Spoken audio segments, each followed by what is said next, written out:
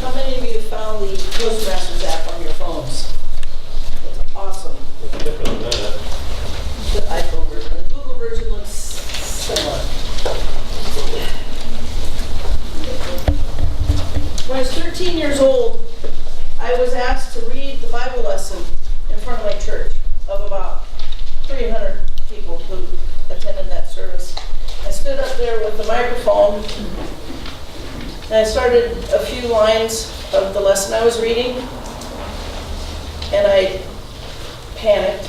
I turned to my youth director and I said, I cannot finish. And I left in tears. This was my congregation I had grown up with since I was a very small child, and we were leading the youth service. So began my public speaking experiences. Today I want to talk about team building. I want to describe a team and the leaders. I want to tell about building team relationships. We'll have a couple exercises that'll help you kind of get a feel for building a team. When we have a team, we have leaders. How many of you are Seahawks fans? Or Mariners fans? Or some other sports team? Boston Red Sox or Sounders. Yes. Before they begin their first game of the season, what do they all do? They have a spring training or preseason training, depending on when their season starts. When they meet for this training, a couple of things are going on. One, they're establishing their new leaders, their team captains. They're getting to know those team members that came in new when the owners decided, well, I'm letting these people go and I'm bringing in these people and we're going to make a better team. So they're getting to know each other. They're getting to know their leaders. They're getting to know their new coaches. You guys are in the same boat. We're starting our fresh Toastmasters season. We all have new officers. We all might have a few officers that are carrying over in some positions, but it's a new structure. You have a new little dynamic that you're going to establish. A team is a collection of individuals, of people, guided by a common purpose, striving for the same results. Each individual makes a unique contribution that without that contribution, the dynamics of the team may be missing something. And with all those individuals striving to one goal, it's all better for everyone. The final output is better than anything that could be done by any of the individuals. We have benefits of being in a team. Our individuals benefit from the interaction with each other and from the encouragement from the leaders.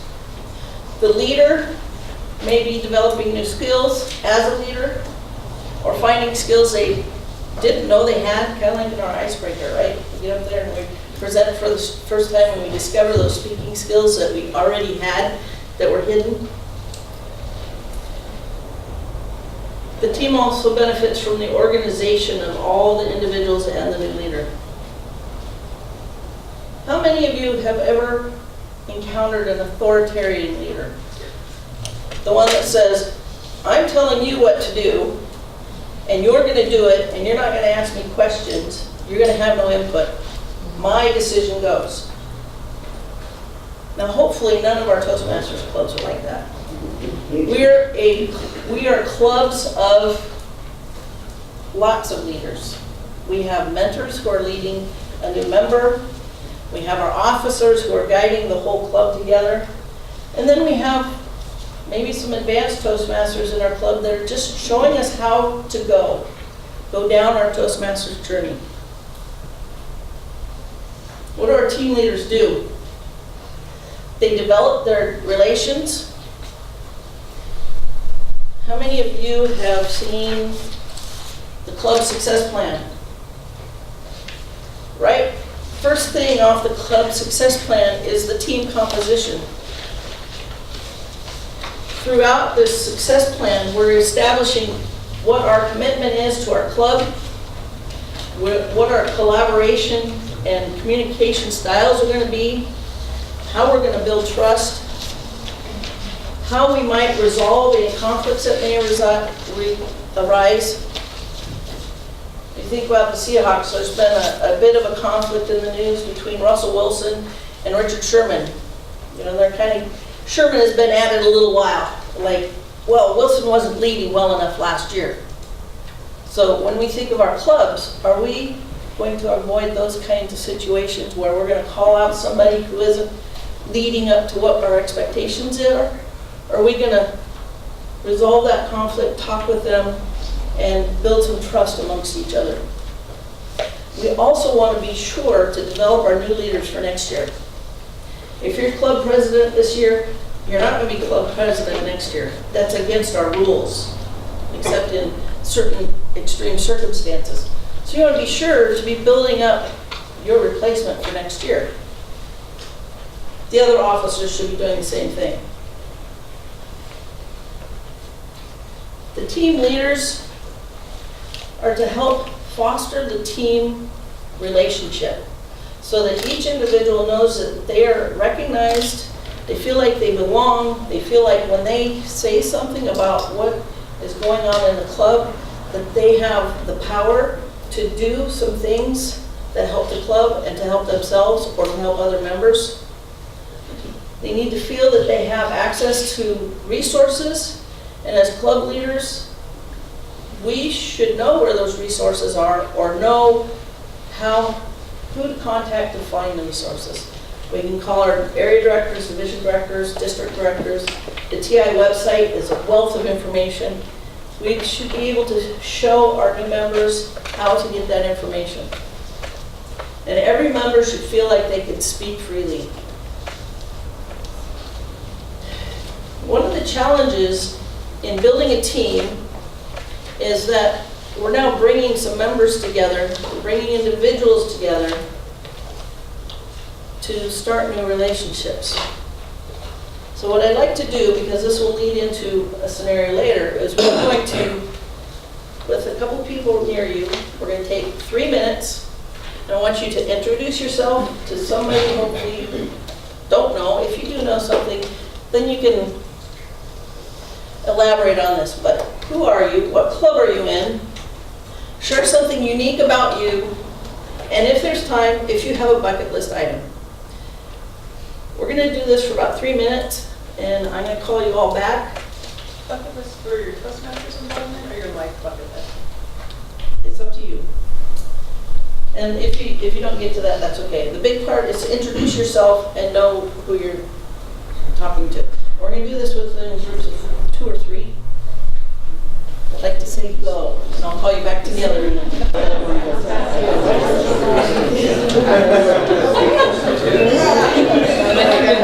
Hopefully, we met somebody that we haven't had the opportunity to get to know a little better, or somebody we didn't know at all.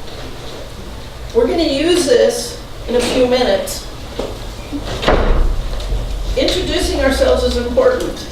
One thing that I noticed in a club that I was a director for this last year that I really liked, the president at the beginning of every meeting would ask every person there, including guests, stand up, introduce themselves, where they work, and then to answer a very simple question, 20 to 30 seconds. And I think that opportunity for an individual who is a guest in a club to stand up and say their name is important, as well as they got to know every face around the room. It's not very easy to read these name tags from across the room, and if you don't have the tent cards, then having that little introduction and giving them an opportunity to speak as a guest is, I think, a very welcoming idea. Our team leaders encourage commitment. They encourage us to make our goals. How many of you made your Toastmaster goal for this year? I want DTM this year. That's my goal. So those of you who've made some goals, then make a plan to get there. Those of you who haven't yet made goals, you might want to work with your mentor or your VPE this year and say, how do I make a goal? And if I'm going to make a goal, how am I going to get there? And your VPE should help you get that on the calendar throughout the year to move forward with it. They help you make the plan to achieve the goal. And when you run into problems in, oh shoot, you know what, I'm going to have to take a few weeks off from Toastmasters and work because I have a family situation, I'm going to have to step out of town for a few weeks. Well, so there's a roadblock, there's a problem in achieving my goal because my plan was during this time I was going to be the Toastmaster and I was going to give a speech. So your VPE or the other officers and your mentor help you solve the problem, not solve the problem for you. And that's what our leaders should do. So we made some introductions, and I would like, we need to get in groups about 4 or 5, and I'd like you to stay close to your chairs because that moving around is going to really take a little bit more time, and we're limited before we get to the other presentations. So I'm going to tell you a scenario. Now, these people you just introduced yourselves to are your team. And your team is going to work on a little problem. You're the new leaders of your club. You've noticed member attendance has been dropping. Hopefully nobody's experienced this. Maybe you have. My experience says that a few of us might have experienced it. Some roles, come meeting time or a day or two before, aren't unfilled. You have some members who have signed up for roles and then whatever, day of the meeting, they don't show up. So what I'd like you to do with those people you just introduced yourself, you're a new team of officers, I'd like you to take 5 minutes and work on this situation. And I'd like you to come up with a solution, a idea, just one. And you might come up with a lot, but we're going to announce one. And which officer role would potentially take the lead in that particular idea. So if we could take 5 minutes and work on this scenario, I'll leave it up here, and about halfway through, I'm going to switch to, what is it we're doing. If you can turn and engage your team, let's go.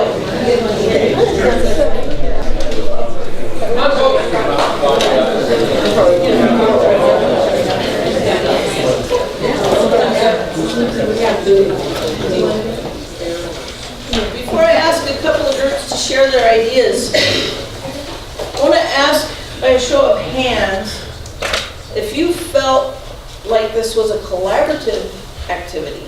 Do you feel like you're collaborating? You honestly felt like you were working on the solution with your group? Was this energizing? Yep. You'd say so? How many of you felt a little drained? Maybe this hits a little close to home. No? Yeah. Okay. So we have, I'm sure we have some that have been working on this situation in their clubs. Can I ask your group to share your one solution and the officer role to take the lead? Go ahead, John. Oh, introduce yourself, what club you're from. Sure. My name is John. I'm from Twin Lake, and our group offered the following thought, basically following up with people by phone, getting in direct contact with them, making sure that we actually talked with them before they left to figure out maybe why they were leaving and maybe encourage them to come back. And the short-term solution was just doubling up roles. And short-term, which roles? To fill the meeting would be to double up roles. Double up roles. Yeah, and we thought that, well, we identified the TM to do that, so. The Toastmaster? Yeah. Okay. For that meeting. All right.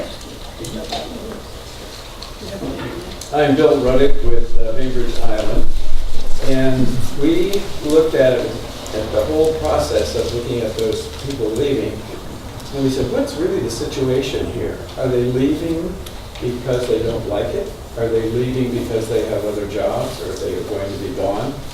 And so in our club, we've gotten into talking a lot about will you be there for the next meetings, and can you be there? We find that people are going to be gone for a month and so forth. The key thing I thought we needed was, we thought that would be a family relationship with the members of the club, and then looking at how can we reach out and do a better job of promoting the club and its activities.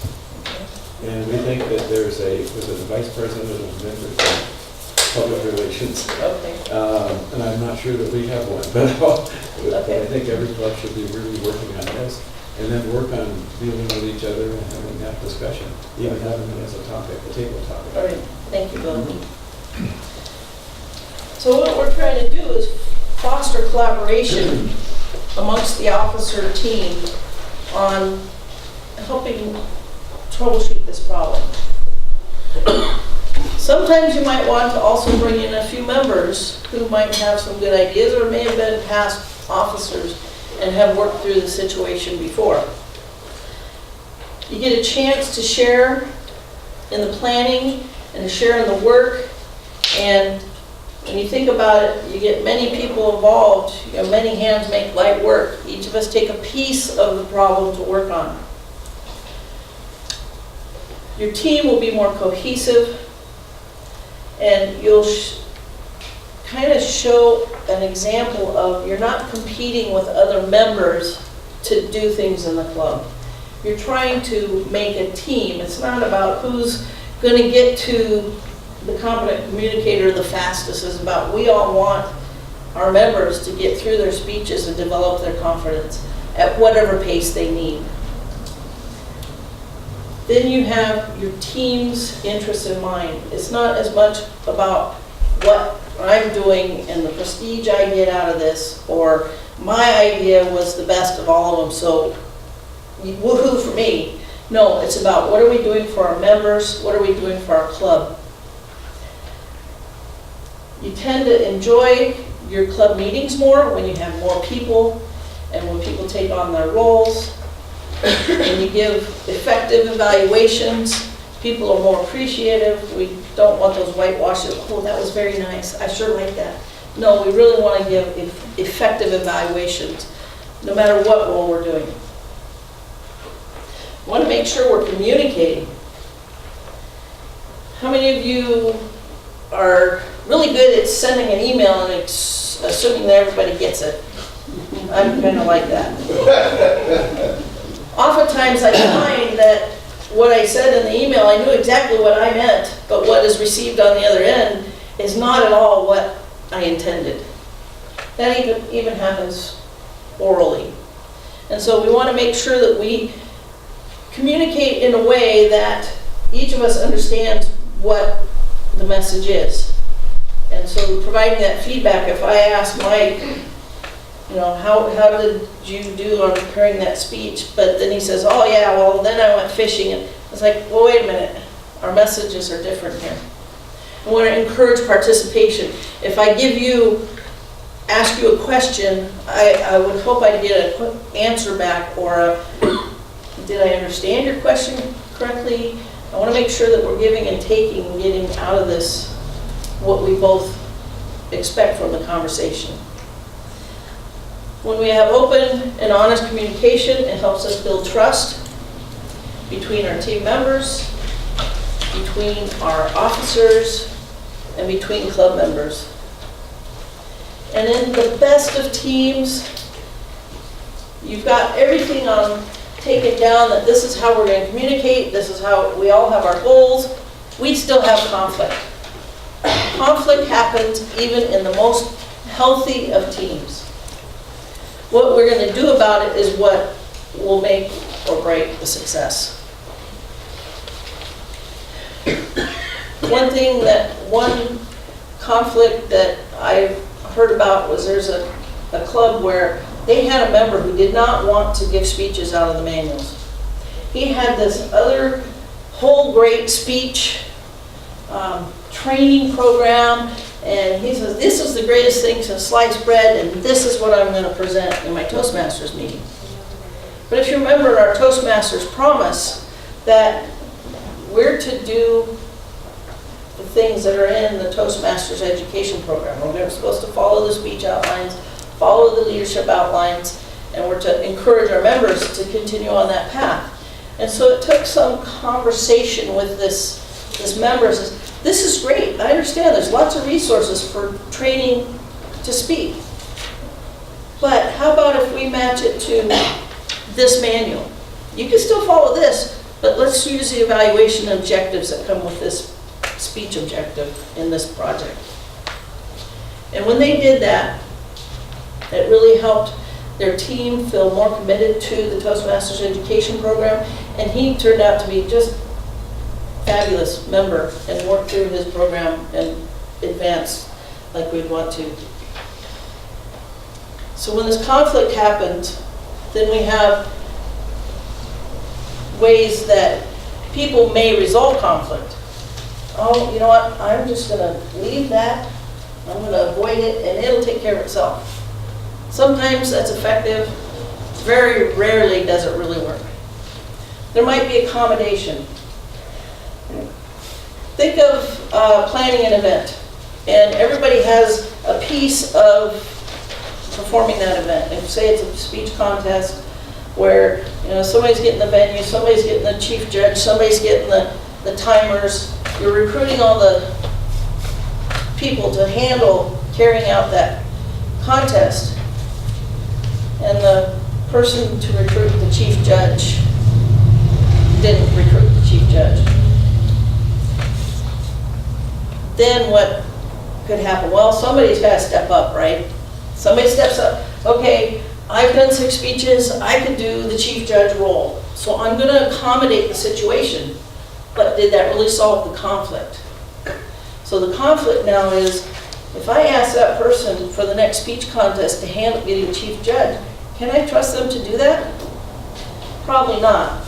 The other question I should ask myself, is that person prepared to do something like that? Maybe I asked that person to do something and they just don't have enough confidence yet to go out and ask people they don't know what they could do to contribute to the speech contest. So when we think about recruiting our teams, think about who can do what role and be successful at it, and then find ways to make sure you can encourage that success. Sometimes we compromise. Sometimes, usually still somebody is giving up something and somebody else is gaining. When we reach a consensus, now that might take a lot of time, and we also have a structure in Toastmasters to reach a majority consensus using the Robert's Rules of Order. We make a motion, we have comments, we take seconds, we have more comments, whatever, but we come to the end where the majority agrees, and it's generally a consensus.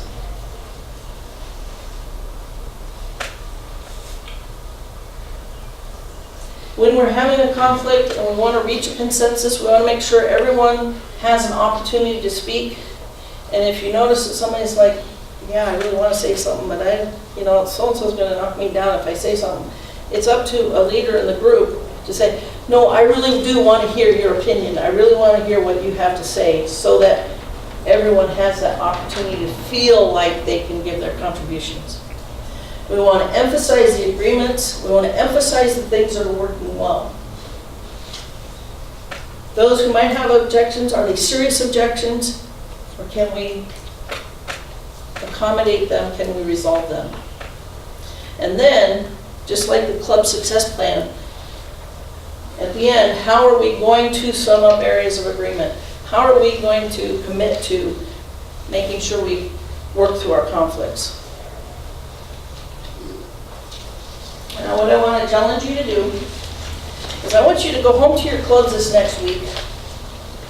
Think of the rewards you're going to get for being the team leaders this year.